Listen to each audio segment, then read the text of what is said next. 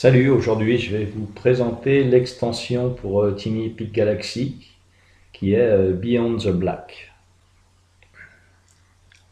Alors tout d'abord pour commencer, le couvercle de la boîte Beyond the Black, c'est comme la boîte du jeu de base, hein. Elle sert de piste de dés. Parfois c'est d'une bonne idée et c'est assez sympa, c'est costaud. Donc parmi les nouveautés, hein, donc c'est pas un standalone, hein, c'est vraiment une extension. Parmi les nouveautés, on a une piste d'exploration de l'espace.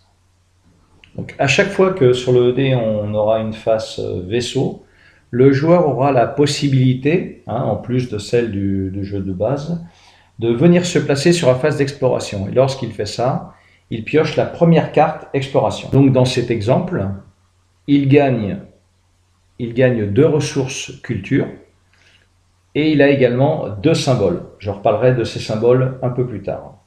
Donc ça, attention, ce sont des cartes qui peuvent être positives mais également négatives.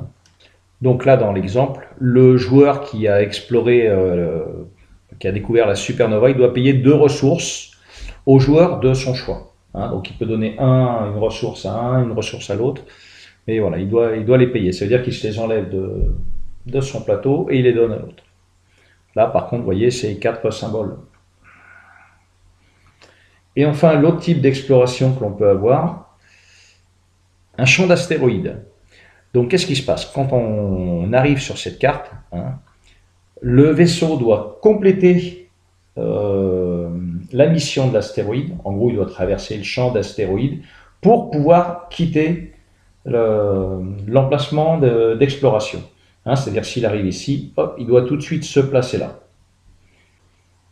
Et donc, pour pouvoir arriver au bout de la piste, il faudra qu'il utilise soit une phase économie, soit une phase diplomatie. Certaines cartes également ont des points de victoire, hein. Ça rapporte un point de victoire.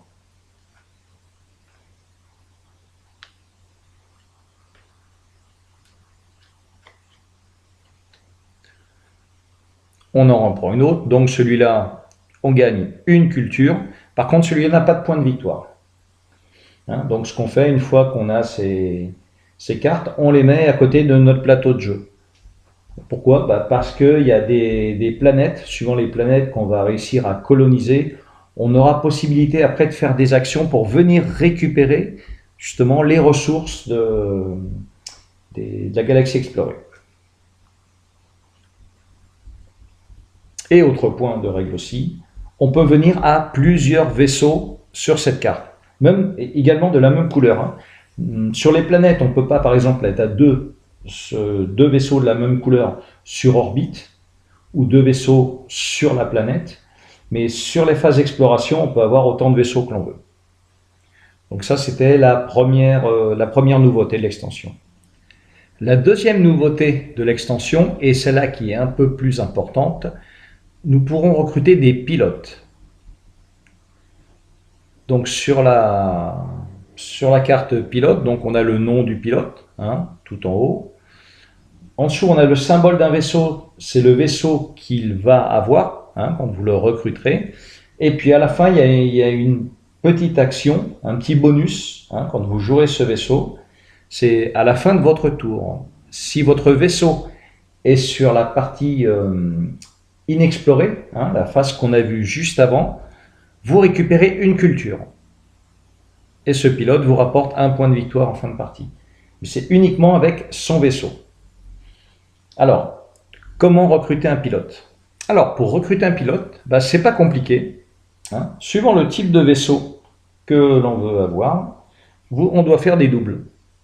Hein. Donc, dans notre exemple du pilote Monk qu'on a eu juste avant, il faut faire deux mouvements de vaisseau.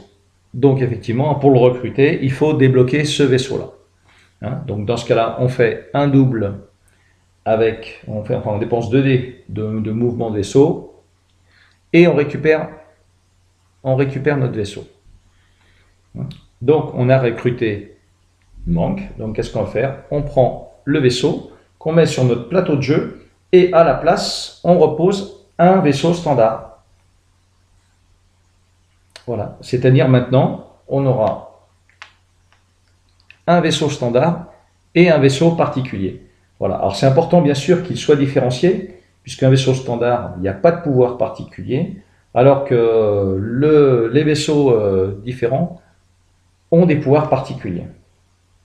Et si on regarde de nouveau la carte pilote, on s'aperçoit qu'à côté du point de victoire, on a également un symbole. Je reviendrai sur l'utilisation de ces symboles à la fin des règles.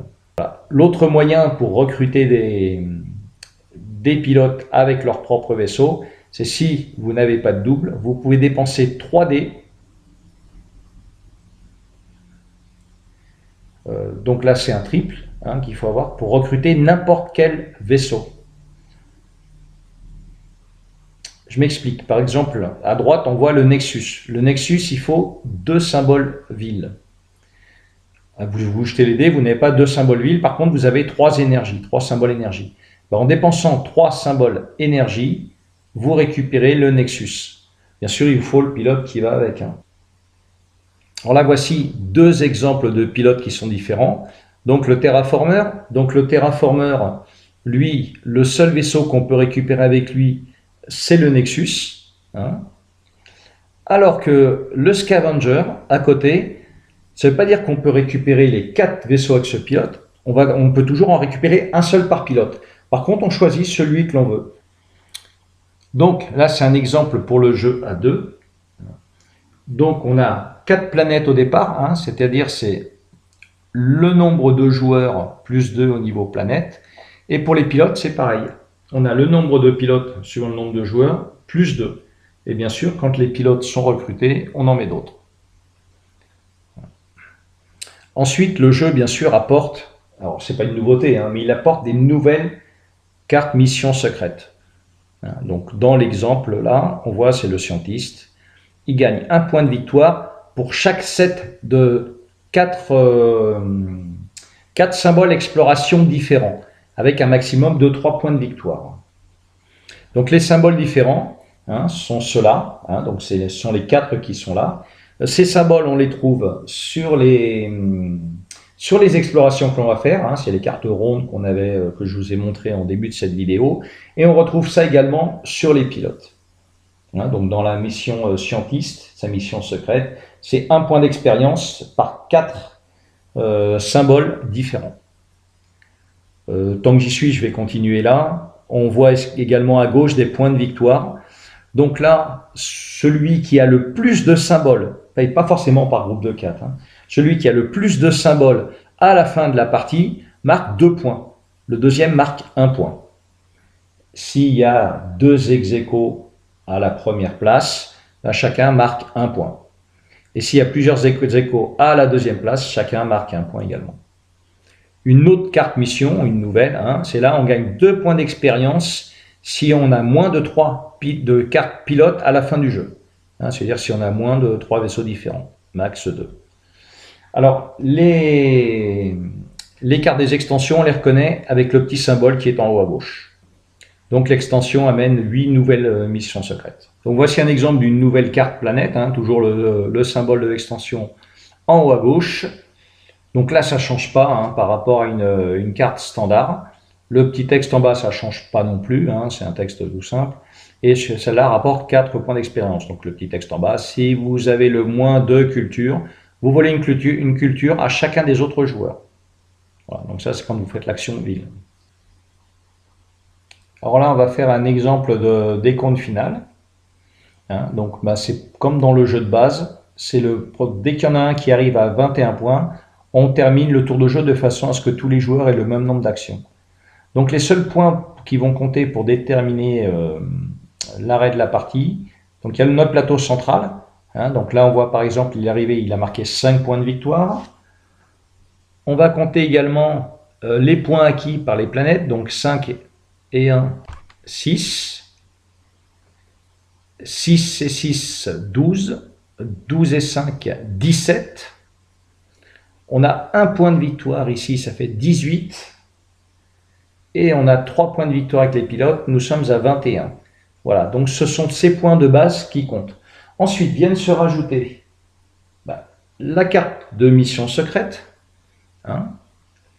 Admettons que là, on a réussi. Là, c'était gagner 2 points si toutes vos planètes coûtent 5 ou plus. Hein, admettons qu'on les a gagnés, ça ferait 2, ça ferait 23.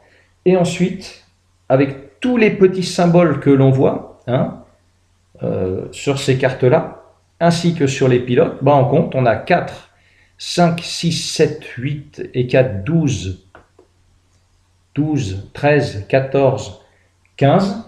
On va comparer ce score avec les autres joueurs. Si on en a le plus, on marquera 2 points de plus. Si on est deuxième, on marquera 1 point. Et si on est ex aequo, que ce soit premier ou deuxième, on marquera 1 point. Voilà. Et c'est de cette façon donc qu'on déterminera le vainqueur. J'espère que pour vous, tout est clair. J'essaierai de filmer une partie solo ou simuler une partie à 2 joueurs si pour vous il y a des points qui sont encore obscurs. Pour notre côté, on joue dans les galaxies, c'est forcément obscur. Donc c'était l'explication de l'extension pour Tiny Epic Galaxy Beyond the Black. Et je vous dis salut!